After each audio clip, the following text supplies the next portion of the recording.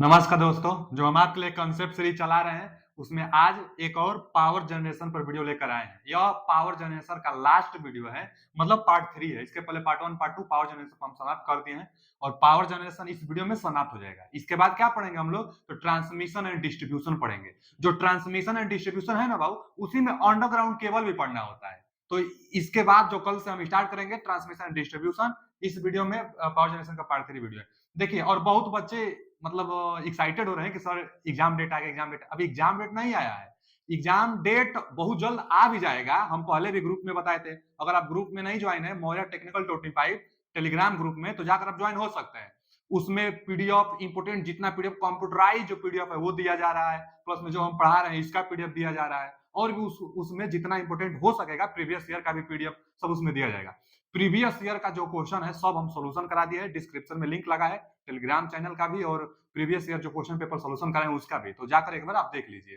क्योंकि previous year जब तक आप नहीं देखेंगे तब तक कैसे आप समझ पाएंगे कि क्वेश्चन कैसा आ रहा है, किस लेवल का आ रहा है, क्या लैंग्वेज है उस क्वेश्चन का। इसलिए प्रीवियस ईयर देखना जरूरी है। और जैसे यह समाप्त हो जाएगा, बहुत बच्चे कमेंट भी करें सर जल्दी समाप्त करिए, जल्दी समाप्त करिए, तो हम समाप्ति के कगार पर है ना। और कितना, बस 3-4 अध्याय बचा हुआ है। पावर ट्रांसमिशन डिस्ट्रीब्यूशन हम कल से स्टार्ट ही कर देंगे। अंडरग्राउंड केबल उसी में आ जाएगा। सर्किट ब्रेकर रिले जो फ्यूज हो जाए वही बस बचा हुआ है। तो 5 दिन के अंतर्गत ही हम समाप्त कर देंगे आपका सिलेबस। तो बस जुड़े रहिए, पढ़ते रहिए। आपके लिए जितना हो सके उतना करेंगे। अभी कंप्यूटर आपको स्टार्ट करना है, कंप्यूटर पढ़ाने वाले हैं। उसके बाद प्रीवियस ईयर का मैराथन क्लासेस लाएंगे, थ्योरी का भी मैराथन क्लासेस लाएंगे। आपके लिए बहुत कुछ हम करेंगे, आप जुड़े रहिए। लेकिन हमसे ज्यादा आप मेहनत करिए। आप जब तक मेहनत नहीं करेंगे तब तक कुछ नहीं हो सकता है। कोई बच्चा यह भी बोल रहा है कि सर हम भूल जाते हैं, तो उसका बस एक ही उपाय है। हर कोई बोलता है बाबू, बस एक ही उपाय है कि आप प्रैक्टिस करते रहिए, रिवीजन करते रहिए, और जो टॉपिक आपको पढ़ाई जा रही है, जो टॉपिक आप पढ़ रहे हैं, उसका क्वेश्चन भी जरूर सोल्व करिए। तो क्वेश्चन आप सोल्यूशन लगाइए, उसका क्वेश्चन देखिए कैसे बनता है, तो चीजें नहीं भूलेंगी, ज्यादा दिन तक याद रहेगी। बस प्रैक्टिस बहुत जरूरी है, प्रैक्टिस करते रहिए, नहीं भूलेगा। नहीं तो भूलने का तो सबसे भूलता है, प्रैक्टिस मायने है। देखिए, जो इस वीडियो में हम पढ़ाने वाले हैं बाबू, आपको क्या पढ़ाने वाले हैं कि पहला तो टॉपिक यही है कि टाइप ऑफ पावर प्लांट। जो अभी पावर प्लांट हम पढ़ाए हैं, नॉन कन्वेंशनल और कन्वेंशनल जो पावर प्लांट अभी समाप्त किए हैं, तो उससे एग्जाम में यह पूछता है कि कौन पीक लोड है और कौन बेस लोड है। तो एक पीक लोड और एक बेस लोड। पीक लोड में सबसे ज्यादा गैस प्लांट और डीजल पावर प्लांट को पूछता है। पूछता क्या है, 4 ठो विकल्प देगा। अब पूछेगा उसमें से कि निम्न में कौन सा power plant peak load power plant है। तो पीक लोड पर बस गैस और डीजल पावर प्लांट दोनों में से कोई एक ऑप्शन जरूर रहेगा। Peak load power plant. अब क्या होता है पीक लोड पावर प्लांट? तो पीक लोड पावर प्लांट का मतलब जो मैक्सिमम डिमांड जब आ जाती है तो बस उस दौरान चालू किया जाता है। जैसे गर्मियों के दिनों में, गर्मियों के दिनों में एसी, कूलर, फ्रिज, कंपनी में पूरा पंखा चलने लगता है, घरों में पूरा पंखा, लोड ज्यादा बढ़ जाता है गर्मियों के दिनों में। तो गर्मियों के दिनों में लोड ज्यादा बढ़ने के कारण डिमांड की पूर्ति करने के लिए कुछ पावर प्लांट होते हैं जिनको स्टार्ट कर दिया जाता है, बाकी टाइम बंद रहते हैं। लेकिन जब डिमांड बढ़ता है तब चालू किया जाता है, तो उसी को पीक लोड पावर प्लांट कहते हैं। पीक लोड कर्व अभी आएगा, वहां भी आपको बताएंगे। तो पीक लोड कुछ समय के लिए चालू किया जाने वाला power plant peak load power plant कहलाता है, जो कि बहुत ज्यादा इंपॉर्टेंट है। उसके बाद भैया base load power plant. Base load power plant का मतलब जो 12 महीना चलता रहता है, मतलब हमेशा यह पावर प्लांट चलता रहता है, कंटिन्यू चलता रहता है, उसी को बेस लोड प्लांट कहते हैं। कौन कौन आता है? तो न्यूक्लियर पावर प्लांट आता है, coal power plant, hydro power plant, solar power plant और विंड पावर प्लांट। अब ये दोनों जो सोलर और विंड है, यह नॉन कन्वेंशनल में आता है, और यह तीनों कन्वेंशनल है। जाकर थ्योरी आप समझ सकते हैं। तो बेस लोड देख सकते हैं और पीक लोड देख सकते हैं। चलिए, अगला हम लिए हैं लागत और मूल्य ह्रास। जो पावर प्लांट होता है बाबू, तो उसको बनाने में कुछ खर्चा आता है, और उसके बाद कुछ ह्रास, कुछ कमी भी होती है, कुछ लॉसेस भी होता है। तो वही ह्रास मूल्य, डिप्रिसिएशन का मतलब ह्रास मूल्य होता है। तो डिप्रिसिएशन निकालने का 3-4 मेथड है, उसको पूछता है। और फिर कास्ट, जो लागत, इसको निकालने का भी 3-4 मेथड इसको पूछता है। तो पहला हम बता रहे हैं आपको कास्ट के बारे में। कास्ट मतलब लागत के बारे में।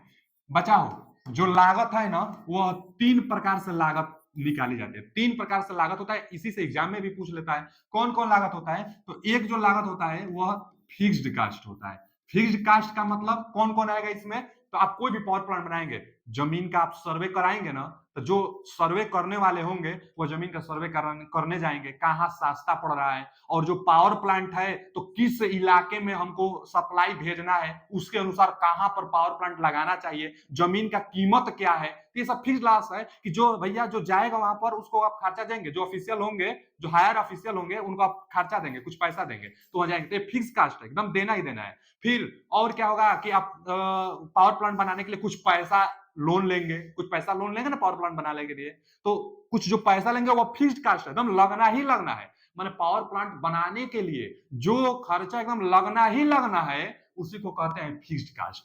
कौन कौन आएगा आगे हम बताएंगे। उसके बाद एक आता है semi fixed cost. Semi fixed cost का मतलब पावर प्लांट बनाते समय जो खर्चा लगेगी उसको सेमी फिक्स कास्ट के अंतर्गत डालेंगे। यहाँ तो फिक्स्ड कास्ट की आप बनाइए चाहे मत बनाइए, सोच रहे हैं बनाने के लिए तो फिक्स्ड कास्ट के तहत जितना अमाउंट आएगा उतना आपके पास होना ही चाहिए, तभी आप पावर प्लांट बनाने के लिए सोच सकेंगे।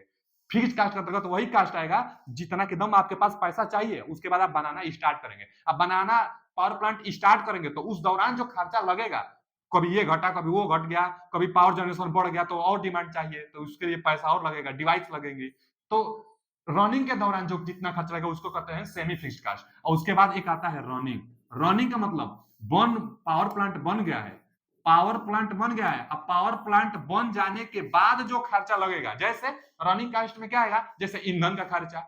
भैया पावर प्लांट बन गया है, अब सप्लाई को भेजना है तो ईंधन चाहिए ना, आपको हमेशा लगातार ईंधन चाहिए, तो ईंधन का खर्चा रनिंग कास्ट में आएगा। ईंधन कास्ट के अनुसार अगर हम बता रहे हैं कि डिमांड बढ़ जाती है, तो डिमांड बढ़ जाती है तो ईंधन और ज्यादा लगेगा, तो डिमांड पर भी रनिंग कास्ट निर्भर करेगा। तो रनिंग कास्ट वही है। सबसे ज्यादा रनिंग कास्ट किसका, थर्मल पावर प्लांट का रनिंग कास्ट सबसे ज्यादा, क्योंकि कोयला को जलाकर और हम लोग उत्पन्न कराते हैं बिजली को, तो रनिंग कास्ट सबसे ज्यादा कोयला का होता है। तो यह क्या है, कास्ट निकालने का 3 मेथड है, मतलब 3 दम होता है, fixed cost, semi fixed cost और रनिंग कास्ट। जैसे यहाँ देखिए आगे जो फिक्स्ड कास्ट होता है, fixed cost, semi fixed cost और रनिंग कास्ट, यही ना कास्ट 3 प्रकार से होता है।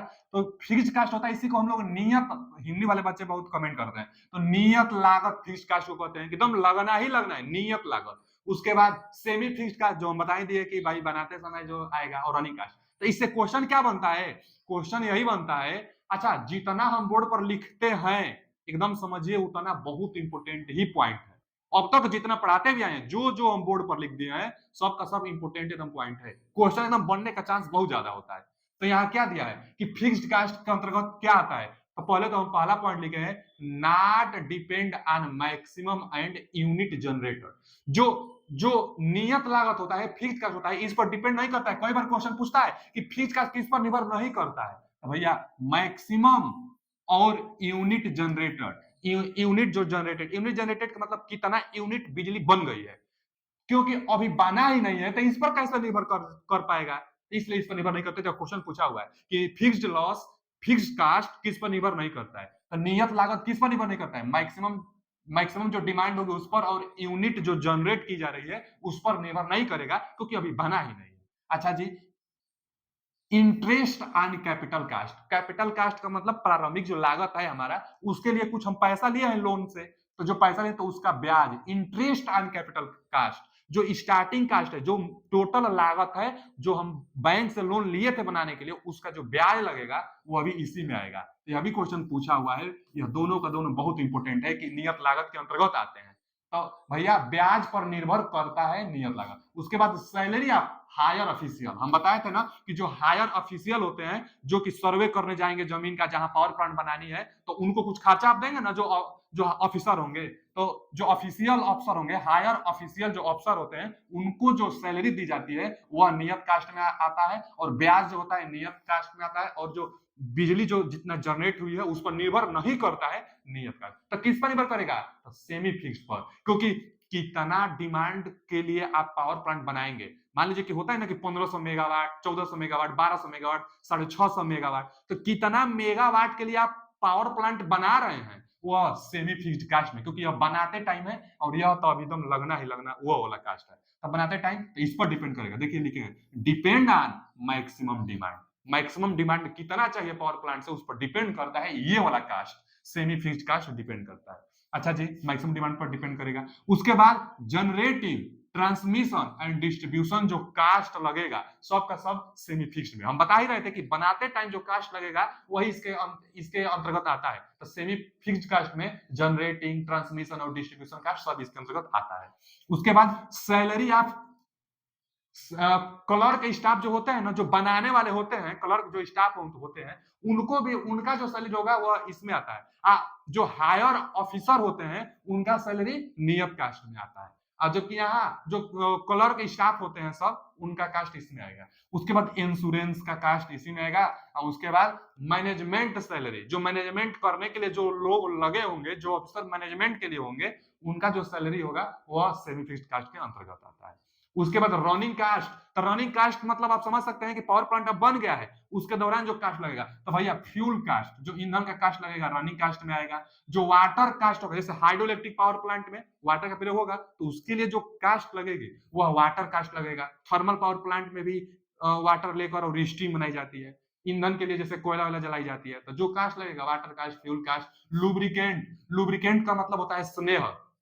जो मशीन वशीन है तो उसमें आयल डालना होता है अच्छा काम करने के लिए, स्नेहक लगाना होता है, तो वही स्नेहक और आयल जो यूज होते हैं, ये सब फ्यूल रनिंग कास्ट में आते हैं। रनिंग कास्ट का मतलब कि पावर प्लांट चल रहा है, उसके बाद जो छोटा मोटा जो खर्चा लग रहा है बार बार, वही रनिंग कास्ट में आता है। जैसे salary of operation staff. Operation staff का मतलब जो पावर प्लांट में काम करने वाले लोग हैं, जो पावर प्लांट को ऑपरेट करा रहे हैं, तो वही ऑपरेशन स्टाफ का जो सैलरी होगा वो भी रनिंग कास्ट में आएगा। उस जैसे मजदूर का जो भी सैलरी होगा रनिंग कास्ट में। उसके बाद डिपेंड ऑन यूनिट जनरेटेड। तो यूनिट कितना जनरेट हुआ है, देखिए यह निर्भर नहीं करता है, नियत लागत यूनिट कितना जनरेट हुआ निर्भर नहीं करेगा, लेकिन रनिंग कास्ट तो निर्भर करेगा ना। मान लीजिए गर्मी के दिनों में ज्यादा यूनिट जनरेट करना पड़ता है तो रनिंग कास्ट ज्यादा लग जाएगा। ठंडी के दिन में कम ही यूनिट में काम चल जाता है तो इसका लागत भी कम हो जाएगा। तो यूनिट जनरेट किस पर आता है, रनिंग कास्ट पर आता है। ध्यान दीजिएगा, यहाँ से क्वेश्चन बन जाता है। उसके बाद किसका रनिंग कास्ट सबसे ज्यादा होता है, तो हम बताए थे भैया जो थर्मल पावर प्लांट होता है इसका रनिंग कास्ट सबसे ज्यादा होता है। ठीक है जी।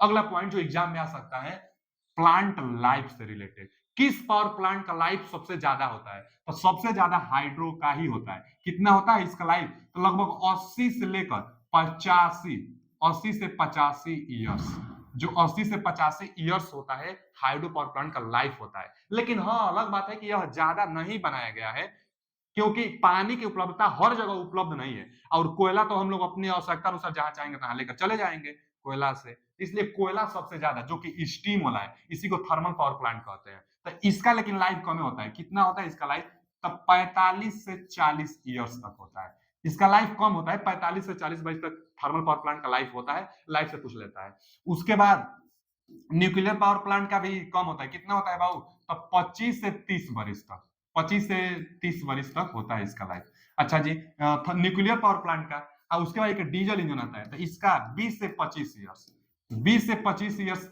लाइफ जो होता है डीजल का। डीजल का तो ज्यादा प्रयोग भी नहीं होता है, सबसे ज्यादा स्टीम का प्रयोग हो रहा है और न्यूक्लियर का भी प्रयोग हो रहा है। अच्छा यह तो ईयर्स है, लेकिन इनका इफिशियंसी अगर जानेंगे ना आप, इफिशियंसी परसेंटेज में, तो सबसे ज्यादा इफिशियंसी इसी का होता है। कितना इसका इफिशियंसी होता है, तो 85% तक, 85% तक इसका इफिशियंसी होता है। हाइड्रो पावर प्लांट का 80%, 85% इफिशियंसी इसका सबसे ज्यादा होता है। स्टीम जो होता है ना, स्टीम और उसके बाद न्यूक्लियर, तो स्टीम पावर प्लांट का इफिशियंसी बहुत ज्यादा नहीं होता है, कितना होता है 25% के आसपास, और न्यूक्लियर का ठीक ठाक 30% के आसपास इसका हो जाता है। और डीजल इंजन का भी कम होता है, 25% के आसपास इसका भी, डीजल इंजन का भी इफिशियंसी होता है, बहुत ज्यादा इसका भी इफिशियंसी नहीं होता है। तो सबसे ज्यादा हाइड्रो पावर प्लांट का इफिशियंसी होता है पावर प्लांट में। यहाँ से लाइफ वाला ज्यादा पूछ लेता है, ये इसको भी देख लेंगे। आगे है ना डिप्रेसिएशन, मतलब डिप्रेसिएशन का मतलब देखिए ना, जो यहाँ पर हम पढ़ा रहे थे ना आपको, यहाँ पर हम जो हम पढ़ा रहे थे, यहाँ पर कौन सा 2 पॉइंट पढ़ाए हैं आपको, कौन कौन भैया, तो एक कास्ट के बारे में, तो कास्ट के बारे में तो हम बता दिए कि 3 प्रकार से कास्ट होता है, fixed cost, semi fixed cost और रनिंग कास्ट। कास्ट के बारे में इतना ही से आएगा क्वेश्चन। अब आइए डिप्रिसिएशन के बारे में। ठीक है, कास्ट के बारे में यह 3 कास्ट था, उसके बाद यहाँ लाइफ था, और उसके बाद यहाँ इफिशियंसी था। कई बार ना इफिशियंसी यहाँ 25 से, कभी कभी देखेंगे आप 35-30% तक डीजल इंजन का ले जाता है, और इसका भी 35% तक दे देता है। तो कोई बात नहीं, जो आसपास होगा, अब ऑप्शन में आएगा ना तो आसपास ही आएगा, तो आप लगा दीजिएगा 30 से 35%, इसका 25 से 35% के आसपास, इसका भी 25 से 30% दे देता है। तो जो देखिएगा ऑप्शन में नजदीक हो वही लगा दीजिएगा। तो ठीक है, अब आइए डिप्रिसिएशन के बारे में। डिप्रिसिएशन का मतलब क्या होता है? ह्रास मूल्य, ह्रास मूल्य के बारे में। तो जो ह्रास मूल्य है, जो कमी है, देखिए लिखे भी है रिडक्शन इन कास्ट, जो कास्ट में कमी होती है उसी को हम लोग रिडक्शन कहते हैं। तो कास्ट में कमी को रिडक्शन कहते हैं। तो जो डिप्रिसिएशन होता है, जो ह्रास होता है, उसको निकालने के लिए कौन सा मेथड है, यहां से क्वेश्चन आता है। तो तीन मेथड है। कौन कौन मेथड है? स्ट्रेट लाइन मेथड, और एक होता है डायमेंशनिंग वैल्यू मेथड, और एक सिंकिंग फंड मेथड। बहुत ज्यादा इंपॉर्टेंट ये नहीं है, लेकिन मेथड अगर पूछ लेता है, ट्रिक देकर विकल्प चार्ट हो देता है, चाहे तीन ये विकल्प देगा, एक कोई और विकल्प देगा, अब पूछ लेगा कौन सा मेथड डिप्रिसिएशन ज्ञात करने का नहीं है, तो डिप्रिसिएशन ज्ञात करने का कौन सा मेथड नहीं है, जो और एक जुड़ेगा ना, वही डिप्रिसिएशन ज्ञात करने का मेथड नहीं रहेगा। यह तीन मेथड क्या है? डिप्रिसिएशन ज्ञात करने का मेथड है। आपको जो नाम जानना रहेगा, एक बार पढ़ लीजिएगा कि सिंकिंग, डायमेंशनिंग और स्ट्रेट लाइन मेथड, यह डिप्रिसिएशन ज्ञात करने का मेथड होता है। चलिए आगे, अगला टॉपिक क्या है कि load curve. Very very important समझ लीजिए, बहुत ज्यादा इंपोर्टेंट लोड कर्व है, जो कि लोड कर्व से बहुत कुछ आगे आप फाइंड आउट भी हम करेंगे, और लोड कर्व बहुत ज्यादा इंपोर्टेंट है। तो जो लोड कर्व होता है वह चार प्रकार से लोड कर्व होता है, जो कि हम लोग को पढ़ना है बस यही दोनों कर्व को। यह दोनों कर्व से नहीं पूछ चुका है अब तक, क्या पूछा हुआ है? तो मास कर्व किसके बीच में फ्लोट किया जाता है? तो भैया एनर्जी बनाम टाइम के बीच में। टाइम कभी भी घंटा में, एनर्जी कभी भी किलोवाट में होती है, क्योंकि पावर जनरेशन की बात कर रहे हैं, तो हमेशा मेगावाट में, किलोवाट में ऐसे सब पढ़ा जाता है। तो किलोवाट घंटा एनर्जी, किलोवाट घंटा जैसे यूनिट कहते हैं ना, तो वही किलोवाट घंटा में एनर्जी हम यहाँ लिख देते हैं, किलोवाट घंटा में एनर्जी लेते हैं, और टाइम किस में लेते हैं भैया? आवर्स में, घंटा में टाइम से लेते हैं। हमेशा टाइम एक्स एक्सिस पर फ्लोट की जाती है, टाइम हमेशा कहाँ? एक्स एक्सिस पर आता है, और लोड हमेशा वाई एक्सिस पर आता है। तो यह वाई पर, तब इसमें एनर्जी कहाँ आ जाएगा? इसमें एनर्जी एक्स एक्सिस पर आ जाएगा। तो यह दोनों से जो क्वेश्चन बना है कि किसके बीच में खींचा जाता है, तो जानते रहिएगा integrated load duration curve. Integrated का मतलब क्या होता है? जोड़ना, टोटल एडिशन करना, टोटल जो योग होगा वही ना इंटीग्रेटेड। हम लोग पढ़ते भी थे समाकलन, समाकलन का हिंदी इंग्लिश होता है इंटीग्रेटेड। इंटीग्रेटेड मतलब टोटल योग, तो वही है integrated load duration curve. Energy और लोड में खींचा जाता है। इंटीग्रेटेड का मतलब, इंटीग्रेटेड लोड का मतलब टोटल लोड, तो भैया लोड और एनर्जी के बीच में खींचा जाएगा। यहाँ पर है मास कर्व, तो मास मतलब एनर्जी, मास एनर्जी और टाइम के बीच में खींचा जाएगा। किसके बीच में ग्राफ खींची जाती है? यहां से यह बनेगा। आइए इन दोनों के बारे में पढ़ते हैं इससे, क्योंकि बहुत आगे maximum demand, average load, load factor, utilisation factor, average value, सब इससे हम लोग फाइंड आउट करेंगे। तो पहला हम स्टार्ट कर रहे हैं क्रोनोलॉजिकल लोड कर्व। पहला प्रश्न तो यही है कि क्रोनोलॉजिकल लोड कर्व किसके बीच में खींचा जाएगा? तो लोड वर्सेस टाइम में, टाइम घंटा में और लोड किलोवाट में। लोड किलोवाट में, एनर्जी किलोवाट घंटा में, एनर्जी का मात्रक भी होता है किलोवाट घंटा, तो एनर्जी किलोवाट घंटा में और लोड किलोवाट में। लोड और टाइम के बीच में क्रोनोलॉजिकल लोड कर्व खींचेंगे, और लोड ड्यूरेशन कर्व भी इसी के बीच में, लोड और टाइम के बीच में खींचा जाता है। तो सबसे ज्यादा इंपॉर्टेंट तो लोड ड्यूरेशन कर्व होता है। चलिए हम पहला पढ़ा रहे हैं क्रोनोलॉजिकल लोड कर्व। देखिए क्या हम बता रहे हैं बाबू? Chronological, chronological load curve, chronological load curve. अच्छा जी, क्रोनोलॉजिकल लोड कर्व कुछ नहीं है बाबू, कर्व है। किससे किसके बीच में पहले खींचा जाएगा? तो खींचा जाएगा लोड के बीच में, लोड के बीच में। अच्छा, लोड किस में होता है? किलोवाट में, और घंटा टाइम, टाइम के बीच में खींचा जाएगा। यह किस में होगा? आवर्स में होगा, घंटा में होगा। जैसे मान लीजिए यहाँ ना 0 आवर्स है, अभी स्टार्टिंग टाइम है 0 आवर्स का मतलब, उसके बाद मान लीजिए 1 घंटा बीत गया, यहाँ 2 घंटा, यहाँ 3 घंटे, ऐसे जा जा जा जा जा जा। मान लीजिए कि जैसे 0 से 1 बजा, 2 बजा, 3 बजा, फिर ऐसे डॉट डॉट, यहाँ मान लीजिए 10 बजा, यहाँ 12 बजा, ऐसे जा जा, यहाँ मान लीजिए 24 घंटा हो गया। एक दिन के लिए 24 घंटा हो गया। तो अब क्रोनोलॉजिकल लोड कर्व आप बनाया जाता है ना, तो स्टार्टिंग में मान लीजिए कि जब पावर प्लांट स्टार्ट हुआ होगा, स्टार्टिंग टाइम में एकदम 0 का मतलब स्टार्टिंग टाइम, तो यहाँ पर लोड कर्व कम होता है, चाहे बहुत कम में लोड होता है। मान लीजिए यहाँ से हम स्टार्ट कर रहे हैं, बहुत कम लोड होता है। उसके बाद जैसे जैसे टाइम बढ़ता है, वैसे वैसे लोग अपना घरों का जो डिवाइस होता है उसको बढ़ाने लगते हैं। घरों के जो डिवाइस होता है बढ़ाने लगते हैं, कभी फिर कम होगा, कभी बढ़ेगा, कभी एकदम मैक्सिमम पर पहुंचेगा, फिर कम होगा, बढ़ेगा, कम होगा, ऐसे चलता रहता है। 24 घंटे के बाद फिर यही कर्व फिर आगे बनेगा। यह जो कर्व बना है ना, कभी बढ़ रहा है, कभी घटा, कभी फिर बढ़ा, कभी घटा, कभी बढ़ा, तो इसी को कहते हैं क्रोनोलॉजिकल। क्रोनोलॉजिकल मतलब कौन सी इंक्रीजिंग डिक्रीजिंग आर्डर को ही क्रोनोलॉजिकल कहते हैं। तो कभी घटेगा कभी बढ़ेगा। अच्छा जी, जहां पर मैक्सिमम पावर जाता है ना, यह किसके बीच में जाता है, कई बार पूछ लेता है मैक्सिमम। मैक्सिमम यह लोड है ना, लोड मैक्सिमम, तो मैक्सिमम लोड कब जाएगा, मैक्सिमम लोड कितने बजे के आसपास, तो 10 बजे के आसपास से एकदम मैक्सिमम डिमांड बढ़ने लगता है।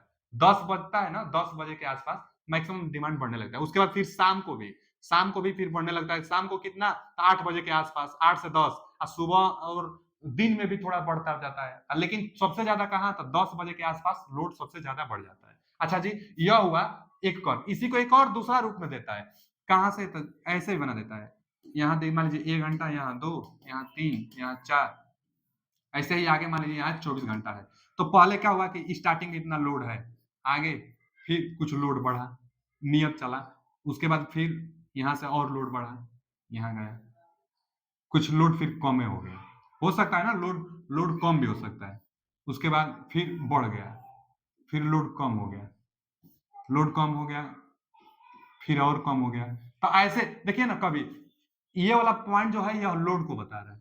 लोड किस में आता है भैया, किलोवाट में आता है। टाइम यह है ना 24 आवर्स, तो टाइम, यह टाइम है, टाइम किस में आता है, आवर्स में, घंटा में टाइम आता है। अच्छा, अगर यहां से यह देखा जाए तो देखिए 0 से 1 मतलब स्टार्टिंग का 1 घंटा पर लोड इतना है, फिर 1 से 2 अगला जो 1 घंटा है, अगला 1 घंटा जो है इसमें लोड का मान इतना है। देखिए ना, यहाँ से इतना लोड का मान है, फिर अगला जो घंटा है वहां लोड का मान और बढ़ गया, इतना लोड हो गया, अगला जो घंटा है यहाँ घट गया, फिर अगला जो आवर्स है उसमें लोड का मान एकदम मैक्सिमम डिमांड पर पहुंच गया, मैक्सिमम। अच्छा, इस लोड कर्व को देखकर आप बता भी सकते हैं कि भैया मैक्सिमम डिमांड कितने बजे के कितने बजे के बीच में है। अगर यहाँ टाइम दिया रहे, मान लीजिए 6 दिया रहे, तो 4 बजे से और 6 अगर टाइमिंग के अनुसार हो, तो 4 बजे और 6 बजे के बीच में मैक्सिमम डिमांड गया है। लोड से हम बता सकते हैं जनरली 8 से 10 बजे के बीच में, सुबह का 8 से जो 10 बजे हो और शाम का भी 8 से 10 बजे, उस पर लोड का मान ज्यादा पड़ता है, क्योंकि लोग खाना भी बनाते हैं, फिर सुबह में 8 से 10 सब लोग ऑफिस में चले जाते हैं, कंपनी में चले जाते हैं, तो वहां पर डिमांड ज्यादा बढ़ने लगता है, क्योंकि सारा इक्विपमेंट चालू होने लगता है। तो 8 से 10 बजे के बीच में जो पीक लोड बनेगा ना, यह मैक्सिमम पीक पर पहुंचेगा, डिमांड जो होगा वह मैक्सिमम डिमांड पर जाएगा। कितना बजे से, तो 8 से 10 बजे के बीच में। यहाँ अगर बनाएंगे ना हम, जैसे मान लीजिए देखिए इसको, यह मैक्सिमम पर पहुंचा है, तो कितने 8 बजे से लेकर और 10 बजे तक मैक्सिमम डिमांड, क्योंकि बहुत लोग ऑफिस में चले जाते हैं ना काम करने के लिए, कंपनी में चले जाते हैं, कंपनी का सारा इक्विपमेंट चालू हो जाता है, इसलिए डिमांड बढ़ जाता है। और शाम को भी थोड़ा सा फिर बढ़ता है, 8 से 10 शाम को भी फिर थोड़ा सा बढ़ेगा, क्योंकि खाना वाना सब लोग को बनाने होता है, सब घर आते हैं, तो जो भी इक्विपमेंट बंद रहता है थोड़ा फिर चालू करते हैं, तो डिमांड बढ़ जाता है। तो जो घटता बढ़ता आपको ग्राफ दिखाई दे, यही क्रोनोलॉजिकल ग्राफ है। यहाँ भी घटता बढ़ता दिखाई दे रहा है, तो यह भी क्रोनोलॉजिकल, क्रोनोलॉजिकल, क्रोनोलॉजिकल का मतलब होता ही है घटता बढ़ता, तो chronological load curve, load curve. अच्छा, लोड कर्व ही क्यों, क्योंकि लोड का कर्व बनाया गया है भैया, तो लोड कर्व है, लोड कर्व है। लेकिन हम पहला बताए हैं क्रोनोलॉजिकल लोड कर्व, लोड और टाइम के बीच में खींचेंगे, इसमें जो ग्राफ बनेगा घटता बढ़ता हुआ दिखाई देगा। सबसे ज्यादा कहां जाएगा, 8 बजे से 10 बजे के बीच में सबसे ज्यादा डिमांड पहुंचेगा। लेकिन लोड ड्यूरेशन जो कर्व होता है, यह हमेशा डिक्रीजिंग ऑर्डर में होता है। क्या, देखिए यह क्रोनोलॉजिकल है, कभी बढ़ रहा है फिर वहां के बाद घट रहा है, यहाँ भी बढ़ रहा है फिर घटा फिर बढ़ा फिर घटा बढ़ा, तो यह क्रोनोलॉजिकल है। लेकिन अगला जो हम बताने वाले हैं आपको, load duration, load duration, load duration curve, यह वही बहुत ज्यादा इंपोर्टेंट है, लोड ड्यूरेशन कर्व। तो यह अभी एकदम उसी के बीच में खींचा जाएगा, किसके, लोड के। लोड, लोड किसमें होता है, किलोवाट में, और यहाँ भी टाइम में होगा, टाइम किसमें है, आवर्स में, टाइम्स है। लेकिन लोड ड्यूरेशन कर्व में और क्रोनोलॉजिकल कर्व में यही अंतर है कि load duration curve decreasing order में होगा, घटते हुए क्रम में होगा। कैसे घटते हुए क्रम में, तो देखिए देखा जाएगा कि सबसे मैक्सिमम कहाँ कितना बजे के, 4 से 6 बजे के बीच में है ना, तो मैक्सिमम वाला को पहले, क्योंकि घटता क्रम में बनाना है लोड ड्यूरेशन कर्व को, तो मैक्सिमम डिमांड यहाँ हम नाम भी लिख देते हैं। जैसे यह मान लीजिए कितना हम लिख दें, चलिए 100 किलोवाट है, तो चलिए 100 किलोवाट, और 100 किलोवाट के बाद ये वाला है ना, तो इसको हम लिख देते हैं, ये वाला को हम 80 किलोवाट लिख देते हैं। माने यह 100 किलोवाट है, यह 80 किलोवाट है, इससे कम कौन सा, ये वाला है। मान लीजिए यह 70 किलोवाट है, अब इससे कम कौन है, ये वाला है। यह मान लीजिए 60 किलोवाट है, उससे कम अब ये वाला है, इसको हम लिख देते हैं 50 किलोवाट, इसको लिख देते हैं कितना 40 किलोवाट, इसको लिख देते हैं 20 किलोवाट। लगभग में हम मान भर दिए। अब इसी का यह क्रोनोलॉजिकल कर्व है ना, अब इसी को हम लोड ड्यूरेशन कर्व बना रहे हैं। तो लोड ड्यूरेशन कर्व में हमेशा सबसे मैक्सिमम पावर कितना था, 100 किलोवाट वाला था मैक्सिमम था। तो पहले हम लिखेंगे 100 किलोवाट, यहाँ यहाँ हम बनाएंगे ये वाला 100 किलोवाट वाला हम पहले बना देंगे। अच्छा यह कितना घंटा तक है मैक्सिमम, ये भी देख लीजिए। 100 किलोवाट 4 से 6 यहाँ दिया गया है, यानी 4 से 6 2 घंटा के लिए है ना, 4 2 6 2 घंटा के लिए मैक्सिमम डिमांड है। तो 2 घंटा के लिए मैक्सिमम डिमांड है, तो यहाँ भी आप 0 से 2 लिखिए, 0 से 2 लिखिए 2 घंटा के लिए। तो 0 से 2 लिख देंगे तो यह 2 घंटा के लिए मैक्सिमम डिमांड हो गया। फिर आगे इससे कम, आगे इससे कम देखिए, यहाँ 100 है, 100 से कम 80 वाला है, तो 80 कितना घंटा के लिए गया है, 80 80 कितना घंटा के लिए गया है, तो मान लीजिए 1 घंटा के लिए 6 से 7 हम मान लेते हैं, तो 1 घंटा के लिए 80 किलोवाट। तो 1 घंटा 2 के बाद 3 अब बनाइए, 1 घंटा के लिए 80, तो इससे कम करिए, इसे कम कर दिए यहाँ पर 80 किलोवाट, 1 घंटा के लिए हो गया। इससे कम 70 किलोवाट था, वो भी मान लीजिए 1 घंटा के लिए, तो 4 70, इससे कम एक और था 60, तो यहाँ 60 किलोवाट, इससे कम एक और था 50, यहाँ मान लीजिए 50 किलोवाट, 50 के बाद भी था ना एक 50, 50 के बाद 40 और 20 था, 40 और 20 एक और था 40 किलोवाट, 40 किलोवाट के बाद एक और था 20 किलोवाट, 20 किलोवाट। अब देखिए एकदम घटते हुए क्रम में है ना, इसी को कहते हैं लोड ड्यूरेशन कर्व। समझ में आ गया ना, यही दोनों पढ़ाई जाती है। ग्राफ देकर बस यही पूछेगा आपसे कि यह क्रोनोलॉजिकल कर्व है कि लोड ड्यूरेशन कर्व है, तो बता दीजिएगा भैया यह घटते हुए क्रम में है ना, तो भैया लोड ड्यूरेशन कर्व होगा। किसके बीच में खींचा जाता है, लोड और टाइम के बीच में। टाइम कहाँ होता है, एक्स एक्सिस पे होता है, लोड कहाँ होता है, वाई एक्सिस पे होता है। लोड किसमें होता है, किलोवाट में होता है, टाइम किसमें होता है, घंटा में होता है। अच्छा, इसके इस ग्राफ को देखकर आप क्या फाइंड आउट कर सकते हैं, चाहे लोड ड्यूरेशन कर्व देखिए अथवा क्रोनोलॉजिकल कर्व देखिए, इन दोनों कर्व से आप क्या क्या ज्ञात कर सकते हैं। तो सबसे पहला हम भैया बता सकते हैं मैक्सिमम डिमांड। इस कर्व में मैक्सिमम डिमांड कितना गया है ये हम बता सकते हैं। तो लोड कर्व से चाहे क्रोनोलॉजिकल कर्व से हम मैक्सिमम डिमांड फाइंड आउट करते हैं, मैक्सिमम डिमांड फाइंड आउट कर लेंगे। दूसरा चीज क्या ज्ञात कर सकते हैं, तो यह क्या है, लोड है जो कि किलोवाट, यह क्या है टाइम। तो अच्छा एरिया आप निकालेंगे, यह एरिया निकालिए, यह एरिया, यानी पूरा लोड के द्वारा आप एरिया निकालिए। एरिया बराबर फॉर्मूला का क्या होता है, यहां लिख देते हैं एरिया, एरिया एरिया बराबर लंबाई गुणे चौड़ाई। मान लीजिए यहाँ एक आयत बन रहा है ना, तो इसका लंबाई और इसका ये वाला चौड़ाई, लंबाई गुणे चौड़ाई करेंगे इसका एरिया, फिर इसका निकालना है तो इसका टोटल ये वाला लंबाई यानी लोड देगा और यह टाइम देगा, यानी साथ साथ अगर देखा जाए तो लोड गुणे टाइम, लोड गुणे टाइम करने से इसका एरिया निकल जाएगा, पूरा एरिया आप निकाल लीजिए। अच्छा लोड किसमें है, लोड है किलोवाट में, और टाइम किसमें है, घंटा में। केडब्ल्यूएच किसको बताता है, ऊर्जा को। केडब्ल्यूएच किसको बताता है, ऊर्जा को, ऊर्जा को, मतलब एरिया ऊर्जा बता रहा है। लोड कर्व का एरिया ऊर्जा बताता है, कैसे, क्योंकि लोड कर्व है किलोवाट में और टाइम है घंटा में, तो इनका गुणनफल किलोवाट घंटा टाइम होता है, इसलिए लोड कर्व का जो एरिया आता है वह किसको बताता है भैया, ऊर्जा को। कौन ऊर्जा, तो कितना ऊर्जा जनरेट हुआ है। तो लोड कर्व का जो एरिया आएगा, जितना ऊर्जा जनरेट होगी, जितना यूनिट, और वो भी किलोवाट घंटा का मतलब यूनिट में आएगा, तो जितना यूनिट बिजली जनरेट होगी उसी को बताता है एरिया। तो लोड कर्व से दो चीज हम बता लिए, मैक्सिमम डिमांड भी बता लिए और कितना यूनिट बनेगा उसको बता लिया, इसी को एवरेज लोड कहते हैं। कुल एरिया में कुल टाइम से भाग देंगे तो एवरेज लोड भी आएगा।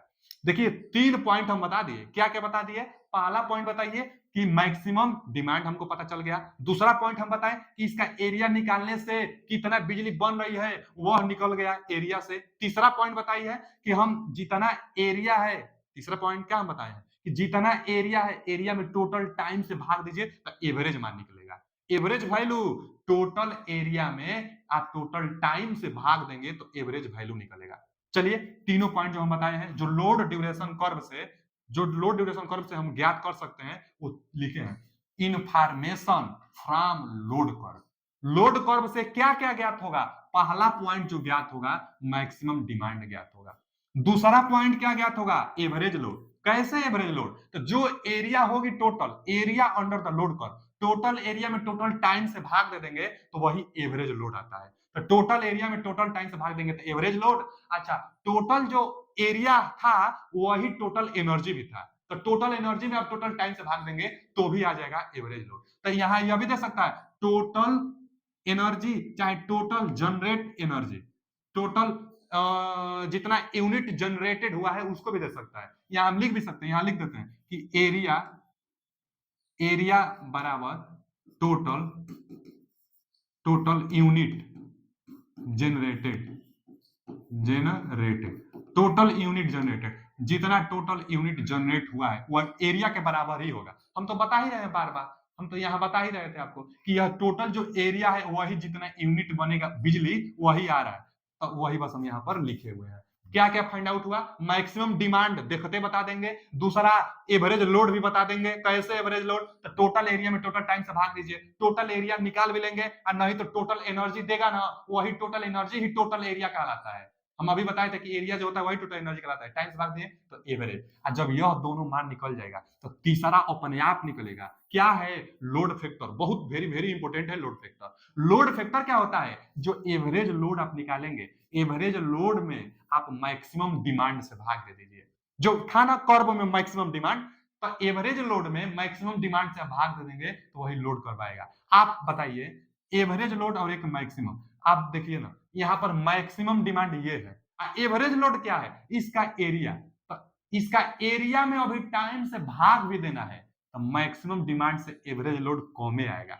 यहाँ एवरेज लोड का मतलब क्या हुआ, जो टोटल एरिया है ना, यहाँ पर है मैक्सिमम डिमांड, यह है मैक्सिमम डिमांड, टोटल एरिया में टोटल टाइम से भाग देंगे तो एवरेज मान लगभग कमे आएगा, एवरेज मान जो आएगा वह कमे आएगा। तो मैक्सिमम डिमांड से एवरेज का मान कम होता है, मैक्सिमम डिमांड से एवरेज वैल्यू कम होता है, तो एवरेज वैल्यू कम होता है मैक्सिमम डिमांड से, तो इसका मान ज्यादा, तो कम में ज्यादा से भाग देंगे तो मान कम में आएगा, यानी एक से कम होता है। लोड फैक्टर का मान एक से कम होता है। कई बार क्वेश्चन पूछा हुआ है कि लोड फैक्टर का मान एक से ज्यादा कि एक से कम, तो जो लोड फैक्टर होता है उसका मान एक से कम होता है। तो लोड फैक्टर का मान एक से कम क्यों होता है, क्योंकि मैक्सिमम डिमांड ज्यादा होता है एवरेज लोड से, एवरेज लोड तो कम में होता है, एवरेज लोड तो टोटल एरिया में टोटल टाइम से भाग देने से मिला था। और फॉर्मूला भी जानते रहिएगा कि जो लोड फैक्टर होगा एवरेज लोड बटा में मैक्सिमम डिमांड। यहाँ पर और रूप बदल सकता है ना, एवरेज लोड को हम क्या बताए थे, एवरेज लोड जो होता है total unit generated, total unit जितना बिजली बनी है टोटल यूनिट जनरेटेड, चाहे जितना टोटल बिजली जनरेट हुआ है।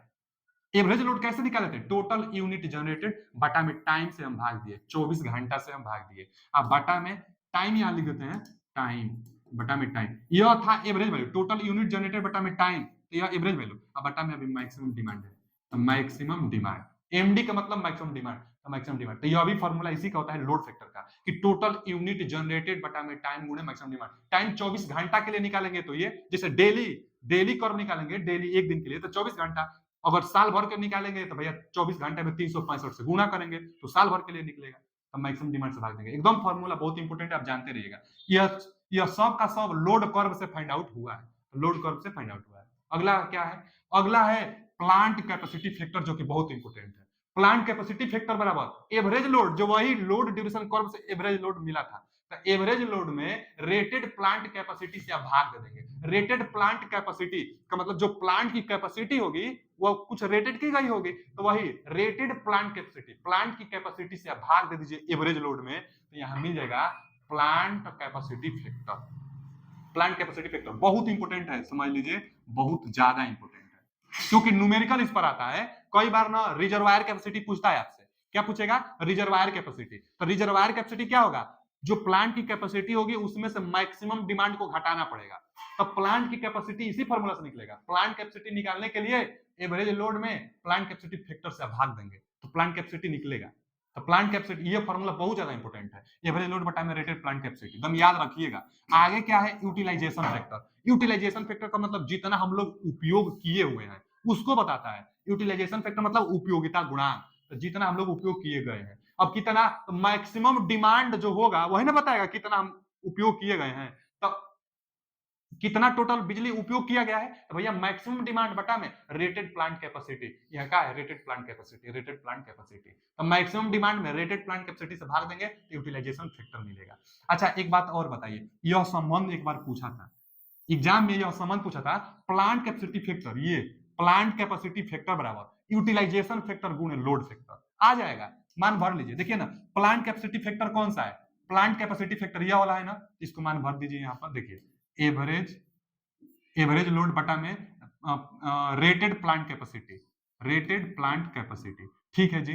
गुण यूटिलाइजेशन फैक्टर भरना है का, ठीक है, यूटिलाइजेशन फैक्टर ये वाला भर दीजिए। यूटिलाइजेशन फैक्टर की जगह पर मैक्सिमम डिमांड बटा में रेटेड प्लांट कैपेसिटी, गुण है लोड फैक्टर। लोड फैक्टर तो अभी हम बता कर आए हैं ना, लोड फैक्टर अभी बताए यहाँ पर। देखिए लोड फैक्टर, लोड फैक्टर क्या था, एवरेज लोड बटा में मैक्सिमम डिमांड।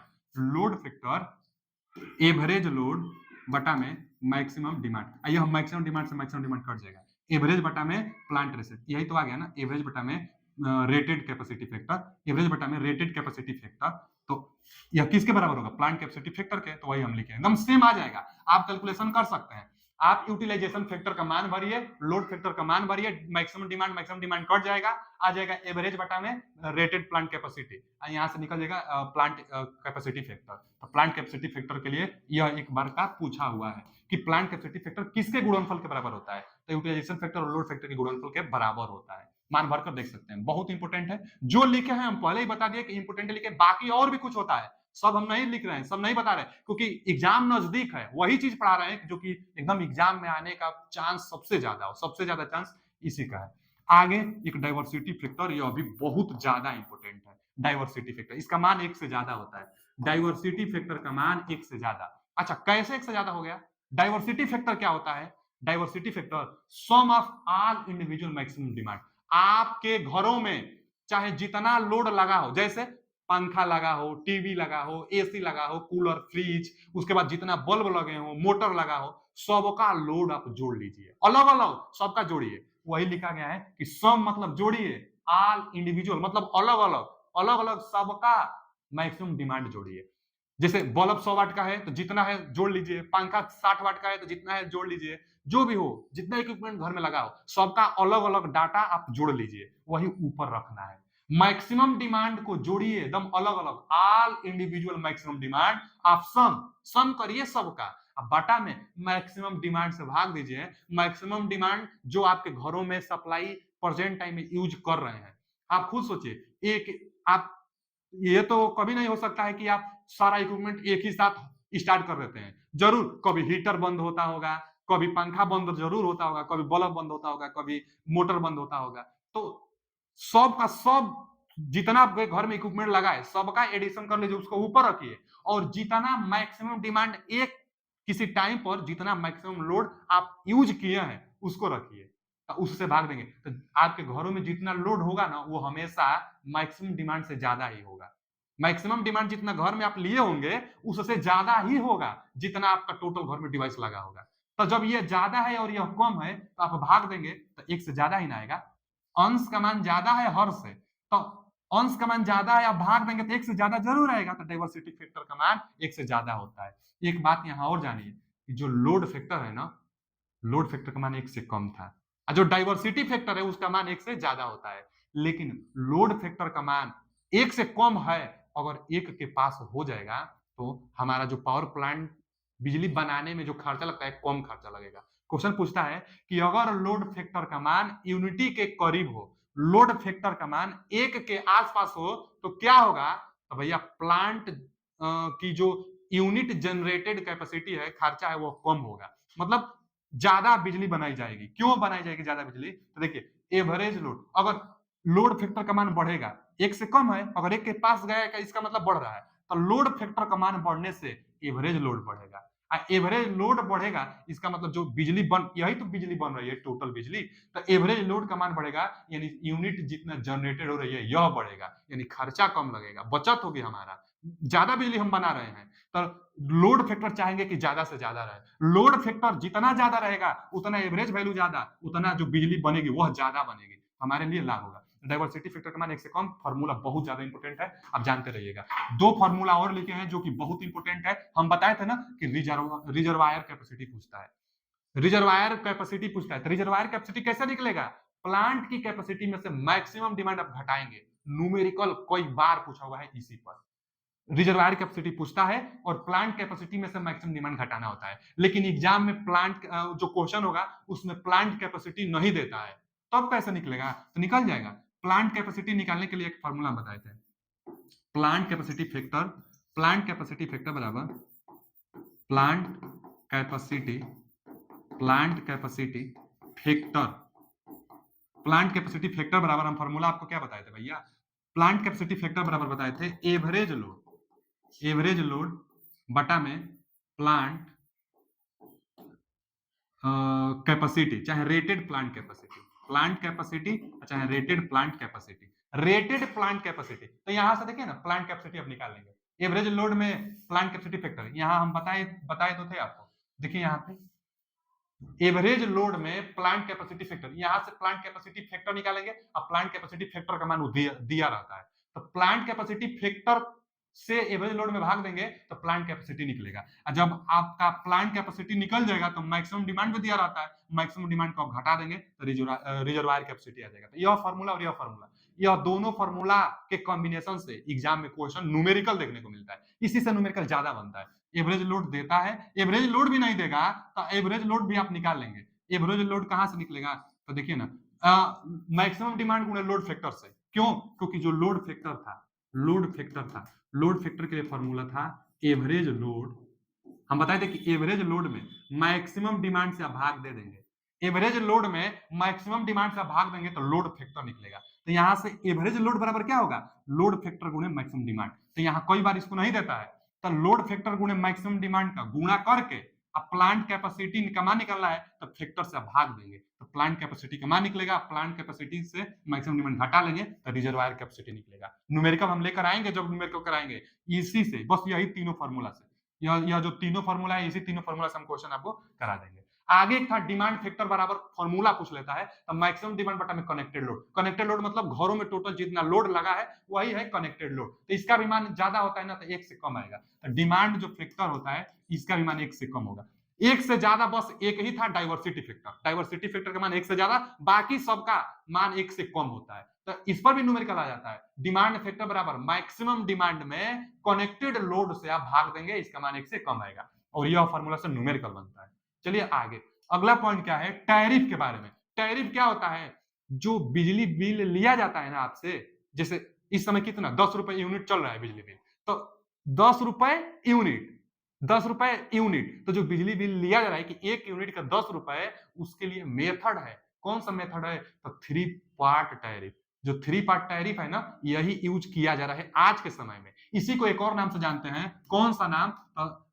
डिहोरिटी रेट, देहोरी बहुत लोग इसको बोलते हैं। तो जो डिओरिटी रेट होता है, डिओरिटी रेट के तहत हम लोग 3 पार्ट टैरिफ को ही कहते हैं और इसी से बिजली बिल लिया जा रहा है। क्या होता है इसमें? तो इसमें ना जो तीनों लागत था, तीनों जो कास्ट था, फिक्स कास्ट भी लिया जाता है, रनिंग कास्ट भी लिया जाता है और एक सेमी फिक्स। यह फिक्स्ड है, यह सेमी फिक्स्ड है और यह रनिंग कास्ट है। Running cost, semi fixed cost और फिक्स्ड कास्ट, तीनों कास्ट को मिलाकर 3 पार्ट टैरिफ कहते हैं, क्योंकि तीनों कास्ट हो। और एक होता है 2 पार्ट टैरिफ। 2 पार्ट टैरिफ को हम लोग हाफकिंसन डिमांड रेट कहते हैं। इसका प्रयोग अब बहुत कम किया जा रहा है। तो हाफकिंसन डिमांड रेट को 2 पार्ट टैरिफ को कहते हैं और इसमें केवल फिक्स्ड जो सेमी फिक्स्ड कास्ट होता है और रनिंग कास्ट होता है, इन्हीं दोनों का योग लिया जाता है। हम बताए थे जो फिक्स्ड कास्ट होता है वह किलोवाट में आता है और रनिंग कास्ट होता है वह किलोवाट घंटा में होता है। रनिंग कास्ट किलोवाट घंटा में, सेमी फिक्स्ड कास्ट किलोवाट में। यहाँ भी आप देख सकते हैं यह रनिंग कास्ट है, यह सेमी फिक्स्ड कास्ट है और यह फिक्स्ड कास्ट है।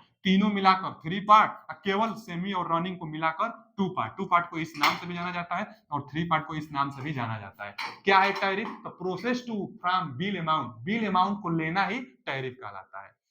पावर जनरेशन समाप्त हो गया, पावर जनरेशन समाप्त हो गया। कल का जो वीडियो आएगा उसमें हम क्या बताएंगे आपको? Transmission and distribution. आप भूल रहे हैं, प्रैक्टिस कीजिए, क्वेश्चन लगाइए, ज्यादा से ज्यादा तैयार कीजिए, हमसे ज्यादा आप मेहनत करिए। वीडियो कैसा लगा कमेंट में बताइए। थैंक यू, धन्यवाद।